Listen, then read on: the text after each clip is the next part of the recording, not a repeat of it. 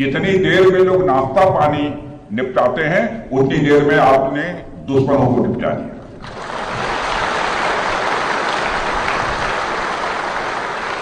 आपने दुश्मनों की जमीन पर जाकर आपने मिसाइलें गिराई है। उसकी गूंज केवल भारत की सीमाओं तक ही सीमित नहीं रही है, बल्कि सारी दुनिया ने सुना है मेरे दोस्तों, सारी दुनिया ने सुना।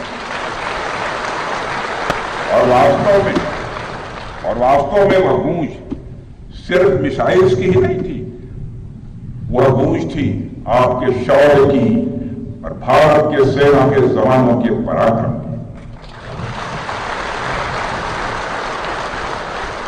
ऑपरेशन सिंदूर में भारतीय वायुसेना ने जो प्रभावी भूमिका निभाई है, उसकी सराहना इस देश में ही नहीं बल्कि दुनिया के दूसरे देशों में भी हो रही है। आपके इस ऑपरेशन में न केवल दुश्मनों को डोमिनेट किया है आपने, बल्कि उन्हें डेसिमेट करने में भी कामयाबी हासिल की है। आतंकवाद के खिलाफ चलाए गए इस अभियान को नेतृत्व हमारी एयरफोर्स ने ही किया, और हमारी एयरफोर्स एक ऐसी स्काई फोर्स है जिसने अपने शौर्य, पराक्रम और प्रताप से आसमान की नई और बुलंद ऊंचाइयों को भी छू लिया है। मैं chief air marshal AP Singh को भी इसके लिए मैं बधाई देना चाहता हूं। उनके पूरे ऑफिसर्स, उनके पूरे टीम, उनके सारे जवानों को भी मैं बधाई देता हूं।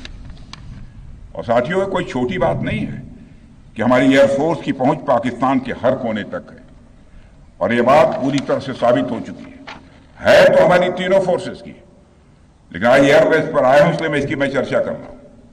और आज स्थिति यह है कि भारत के फाइटर प्लेन बिना सरहद पार किए ही यहीं से उनके हर कोने तक सीधा प्रहार करने में पूरी तरह से सक्षम है।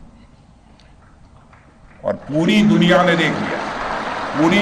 देख लिया है कि कैसे आपने पाकिस्तान की धरती पर मौजूद आतंकवाद के 9 ठिकानों को ध्वस्त कर दिया। बाद में की गई कार्रवाई में उनके अनेक एयरबेस भी तबाह कर दिए गए।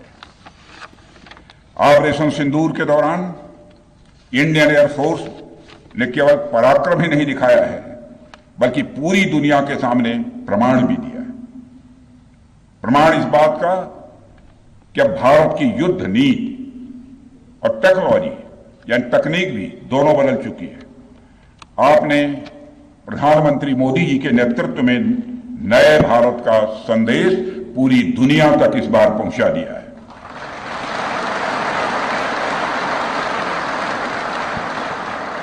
और साथियों, यह संदेश है कि अब भारत केवल विदेशों से इंपोर्ट किए गए हथियारों और प्लेटफॉर्म्स पर ही निर्भर नहीं है, बल्कि भारत में बने अस्त्र और शस्त्र भी हमारी सैन्य शक्ति का अब हिस्सा बन चुके हैं।